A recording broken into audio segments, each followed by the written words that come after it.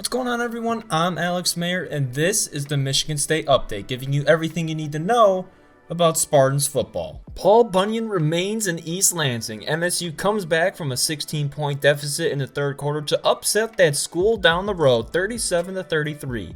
As a result, Mel Tucker becomes the first Michigan State head coach to start 2-0 against Michigan.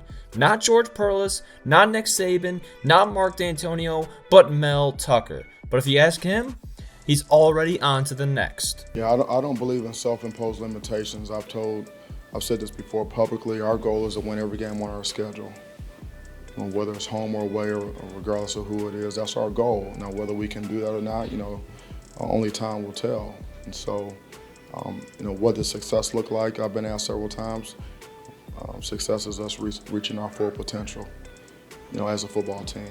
What's most important is what's next, and it's going to be our preparation this week. We got to rest and recover.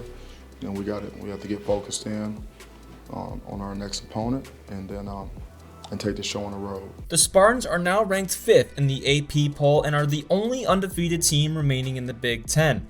They also happen to have some Heisman candidate named Kenneth Walker III. You may have heard of him before, and he also happened to have not 1, not 2, not 3, not 4, but 5 touchdowns on Saturday.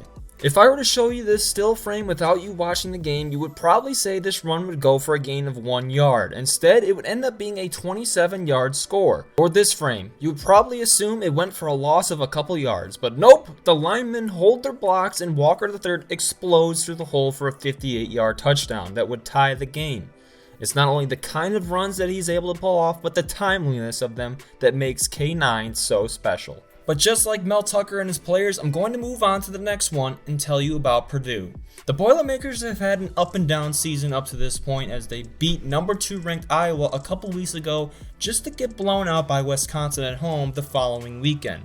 So whether or not you want to call this a trap game for the Spartans is up to you. Purdue has a pretty stout defense, especially when it comes to the pass. Their opponents are averaging just 17 points per game against them, and they only allow 174 passing yards per game, which is second best in the Big Ten. Cornerback Cam Allen, who has 4 interceptions this season, and Jalen Alexander, who leads the Boilermakers in tackles, are some names to keep an eye on when Michigan State travels to West Lafayette. I should also note that MSU will probably be without wide receiver Jalen Naylor as he suffered a hand injury in Saturday's game. It's the first 3:30 p.m. kickoff of the season, and you can watch it over on ABC. That's it for this edition of the Michigan State Update. Be sure to read more about Spartans football at woodwardsports.com. I'm Alex Mayer, signing off.